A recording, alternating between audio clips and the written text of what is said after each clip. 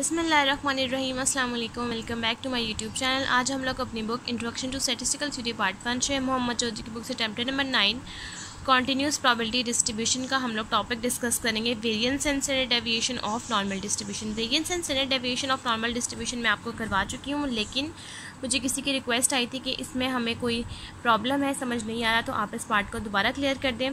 तो variance and standard deviation of normal distribution का easy method मैं आपको उसी तरह से, जैसा कि मैंने आपको मीन के लिए करवाया है, मीन ऑफ नॉर्मल डिस्ट्रीब्यूशन, उसी तरह से मैं आपको वेरिएंस और स्टैंडर्ड डेविएशन भी करवा देती हूँ। वेरिएंस और स्टैंडर्ड डेविएशन में जैसा कि हम लोगों ने स्टार्ट में हम लोगों ने यहाँ पर इसका फार्मूला लिखा, एक्सपेक्टेड वैल्यू ऑफ एक्स का फार्मूला लिखा और यहाँ पर वैल्यू लिखी और यहाँ पर से इसको सॉल्व किया और यहाँ पर से हमने ये mu plus sigma G square open किया, जो कि ए प्लस बी स्क्वायर का फार्मूला है, जिसमें हम लोगों के पास mu square plus 2 mu sigma G plus sigma square जी स्क्वायर बना, जहाँ पर से आप लोगों के पास ये वाली फॉर्म आई, जहाँ पर से आपने हर एक चीज़ को एक एक फॉर्म के साथ स्प्लिट कर दिया। तो यहाँ पर से जो 2 mu sigma divide by 2 pi integral minus infinity to infinity G E की power minus 1/2 G D Z, इसलिए आप लोगों के पास 0 हो गया था क्योंकि ये आप लोगों के पास ऑड फॉर्म है, क्योंकि आपके पास जो वेरिएबल है इसकी पावर में 1 है, और अगर इस तरह से 1, 3, 5 इस तरह से कोई भी चीज़ हो तो ये आप लोगों के पास ऑड फंक्शन होता है, और ऑड फंक्शन आप लोगों के पास हमेशा 0 होता है। ये आप लोगों के पास इवन फंक्शन है और ये वाला भी आप लोगों के पास इवन फंक्शन है, क्योंकि इसके वेरिएबल के ऊपर जो पावर है वो है 2, तो इस वजह से आपके पास जो मिड वाली टर्म है वो हो जाएगी 0। अब यहाँ पर से आप लोगों के पास ये दो फॉर्म बन जाएगी, एक म्यू स्क्वायर वाली और एक सिग्मा स्क्वायर वाली। अब आपने जो इंटेग्रल वाली जो दो चीज़ें हैं, आपने इसको ए और बी लेट कर लेना है। ए लिखेंगे इस पूरी फॉर्म को और बी लिखेंगे इस फॉर्म को। इस तरह से सॉल्व करना आप लोगों के पास इजी है। सबसे पहले आप ए को कंसीडर करेंगे, इसको सॉल्व करेंगे। ये आप लोगों के पास इवन फंक्शन है, इवन फंक्शन की वजह से यहाँ पर 2 आ जाएगा। इसकी जो इंटेग्रल की लिमिट है वो 0 से लेकर इन्फिनिटी तक हो जाएगी, क्योंकि ये इवन फंक्शन है। माइनस वाली जो टर्म है वो आपके पास कैंसिल हो जाएगी। ई की बार minus ji square by 2 D Z, यहाँ पर से आप लेट करेंगे, सारी वैल्यूज़ को पुट करेंगे और आप लोगों के पास एक आंसर आ जाएगा √2 और √π।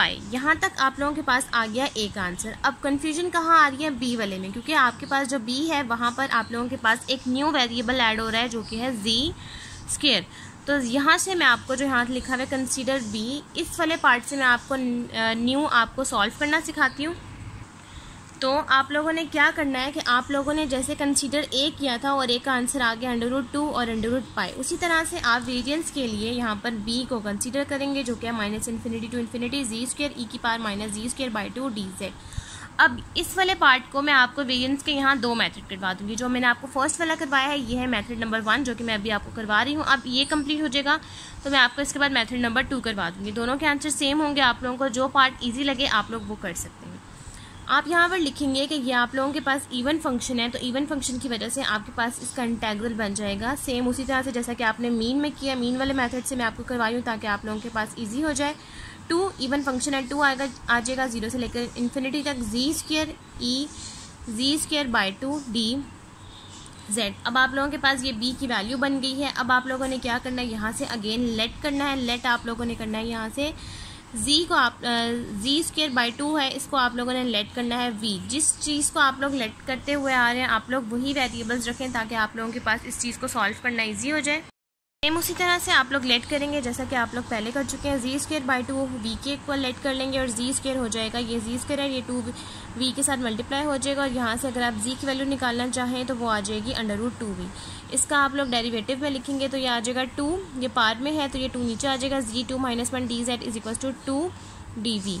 ये 2 से कैंसिल आउट हो जाएगा। जी 2 - 1 बनता है z 1 d z is equals to d v. ये 2 और ये 2 कैंसिल आउट हो जाएगा। और यहाँ से अगर आपने डी जेड की वैल्यू लेनी है, क्योंकि आप लोगों के पास यहाँ पर डी जेड है तो आप लोगों को यहाँ पर डी जेड चाहिए होगा, तो आप लोगों के पास डी जेड की वैल्यू आ जाएगी डी वी डिवाइडेड बाई जी। और यहाँ पर आपने जी की वैल्यू पुट करनी है तो जी की वैल्यू आ जाएगी, यहाँ से जी की वैल्यू है जी स्क्वायर की वैल्यू है 2v और जी आप कर लेंगे तो ये आ जाएगा √2v। तो आप लोगों के पास डी जेड आ जाएगा d v divide by √2v। इन सब लेटिंग किए हुए फार्मूलाज को आप इस इक्वेशन में पुट कर देंगे तो आप लोगों के पास यहाँ पर आ जाएगा b is equals to 2 0 to infinity. यहाँ पर जी स्क्वायर की जगह पर आप लोग पुट कर देंगे 2v, ई की पावर आ जाएगा जी स्क्वायर बाई 2 है तो ये v के इक्वल आ जाएगा, और डी जेड की वैल्यू आप लोगों के पास आ जाएगी डी वी √2v।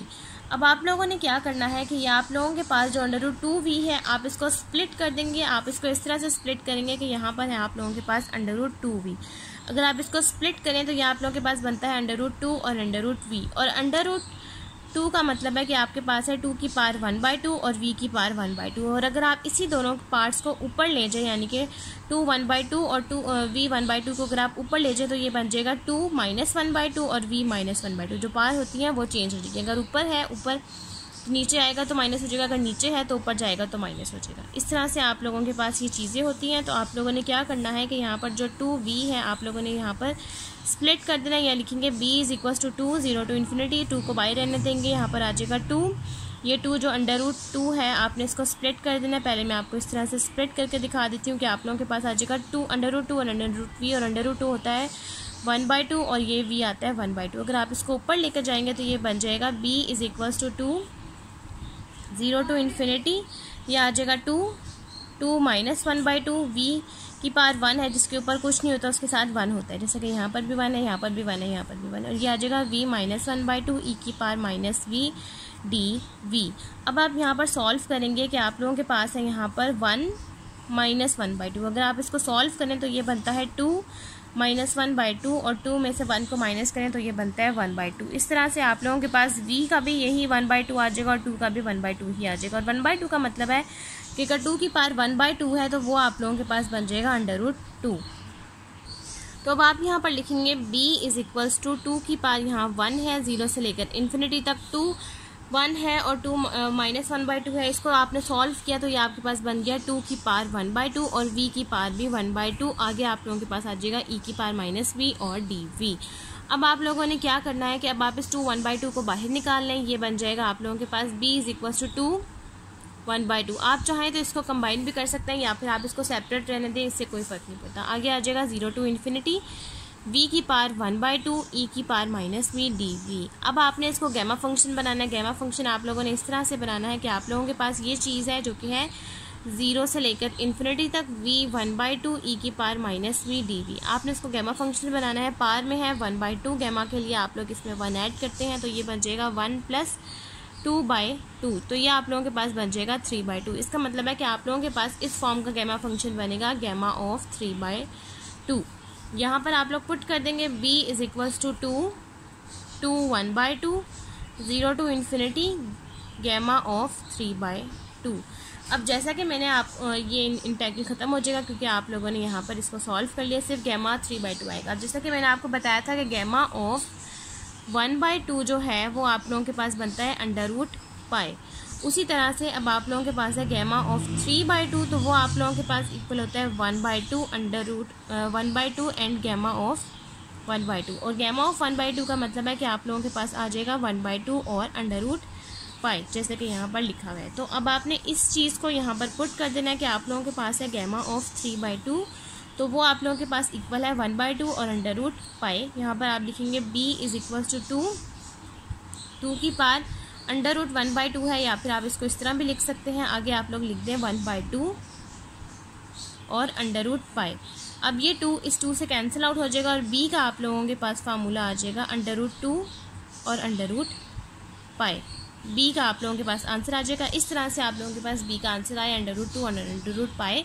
अब आप लोगों ने क्या किया कि जैसा कि आप लोगों के पास a का आंसर है √2 और √π, उसी तरह से b का भी आपके पास आंसर आ गया। अब आपने इसको उस इक्वेशन में पुट कर देना है जहाँ पर आप लोगों के पास a और b को लेट किया गया था, जो कि था एक्सपेक्टेड वैल्यू ऑफ x² की इक्वेशन, जहाँ पर आप लोगों के पास था μ² डिवाइडेड बाय √2 और √π।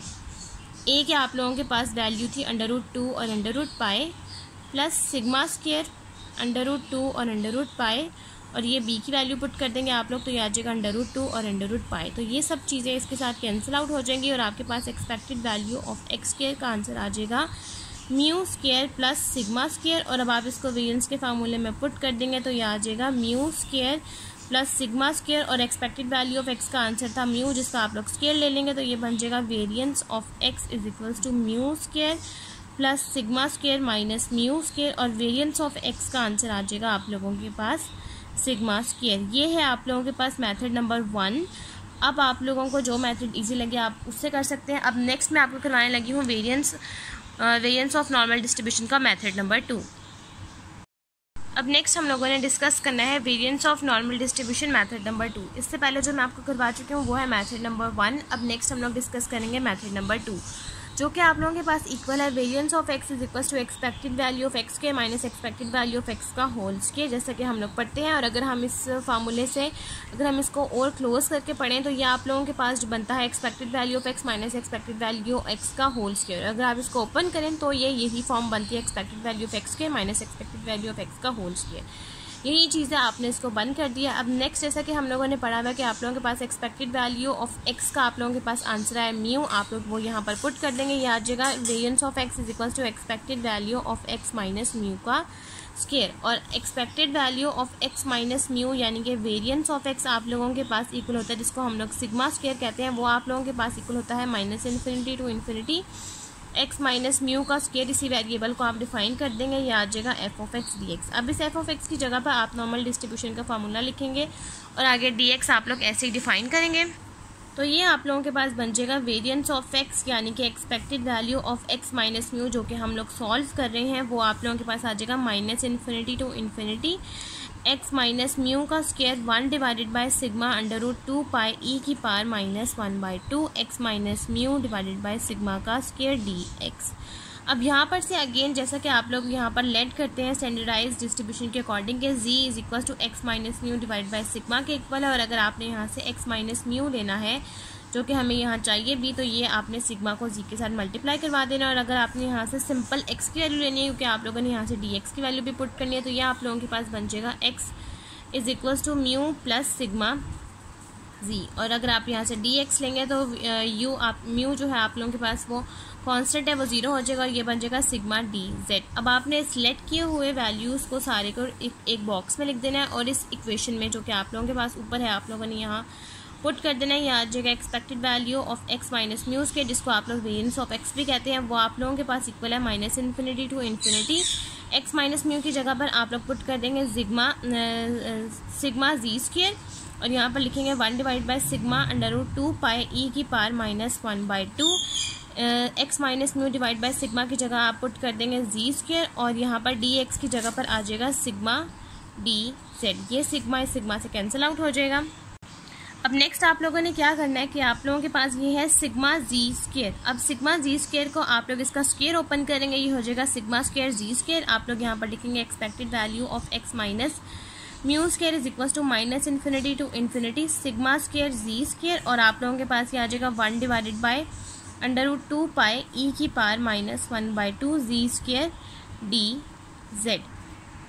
अब आप लोगों ने क्या करना है कि ये sigma square under root 2 pi है, आप इसको बाहर ले लेंगे minus infinity to infinity G square ई की power minus 1/2 z square d Z, ये लिखना है यहाँ पर। और ये वाली जो फॉर्म है अब आपने इसको बनाना है या कि कौन सा फंक्शन है, ये आपके पास जी स्क्वायर है तो इसका मतलब है ये आप लोगों के पास इवन फंक्शन है। जैसा कि आपको मैं बता चुकी हूँ, इवन फंक्शन होने की वजह से आप यहाँ लिखेंगे this is an even function.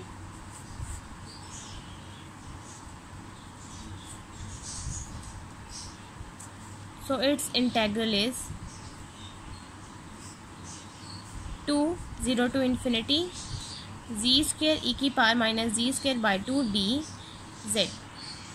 यहाँ पर अब आप यहाँ पर पुट करेंगे, ये आ जाएगा expected value of x minus mu square, यहाँ पर लिख दें sigma square divided by under root 2 pi, और यहाँ पर आप लोग लिख दें जो आप लोगों के पास इवन फंक्शन है जो कि है 0 से लेकर इन्फिनिटी तक जी स्क्वायर ई की power minus ji square by 2 D Z. अब आप लोगों ने यहाँ पर लेट करना है, लेट उसी तरह से जैसा कि हम लोग करते हैं कि जी स्क्वायर बाई 2 को वी के इक्वल लेट करना है, तो जी स्क्वायर आ जाएगा 2v और जी आ जाएगा यहाँ से आप लोगों के पास अंडर रूट 2v, और अगर आपने यहाँ से डेरिवेटिव लेना है तो ये आ जाएगा 2z d z is equals to 2d v, ये 2 से कैंसिल आउट हो जाएगा और आप लोगों के पास डी जेड आ जाएगा dv डिवाइडेड बाय जी, और जी की आपके पास वैल्यू है dv divided by under root 2v। अब आप इस लेट की हुई चीज़ को एक बॉक्स में लिख देंगे और जो भी आप लोगों के पास वैल्यूज़ हैं आप इस इक्वेशन में पुट कर देंगे, जो कि आप लोगों के पास बन जाएगा expected value of x minus mu square sigma square divide by under root 2 pi 0 to infinity, यहाँ पर जी स्क्वायर की जगह पर आ जाएगा 2v ई की power minus v d z की जगह पर आ जाएगा dv divide by under root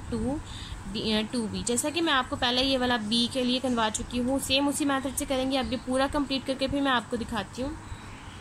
same उसी मेथड से आपने सब कुछ करना है कि जी आप लोगों के पास √2 है, √v है, आप इसको स्प्लिट करेंगे, ये 2 की पावर 1/2 और v की पावर 1/2 आप इसको ऊपर लेके जाएंगे, ये हो जाएगा 2 की पावर -1/2 v की पावर -1/2 1 -1/2 करेंगे, ये बन जाएगा 1/2 √2 आ जाएगा और √v आ जाएगा और e की पावर -3 dv। अब आप लोगों ने यहाँ से √2 और √π को सेपरेट कर लेना है। ये √2 और √π को सेपरेट करने से ये √2 जो है आप इंटीग्रल के बाहर ले आएंगे और ये कट हो जाएगा और ये आप लोगों के पास बन जाएगा यहाँ पर sigma square divide by √π to 0 to ∞ v 1/2 e की power -v dv। v √v का मतलब है v की पावर 1/2 और यहाँ से आप लोगों ने गैमा फंक्शन बनाना है, तो ये 1/2 की पावर है, आप इसमें 1 ऐड करेंगे, ये बन जाएगा 3/2 यानी कि गैमा ऑफ 3/2। यहाँ पर इस पूरे इंटीग्रल वाली जगह पर आप लोग पुट करेंगे गैमा ऑफ 3/2 और गैमा ऑफ 3/2 आप लोगों के पास इक्वल होता है 1/2 और गैमा ऑफ 1/2 और गैमा ऑफ 1/2 आप लोगों के पास इक्वल होता है √π।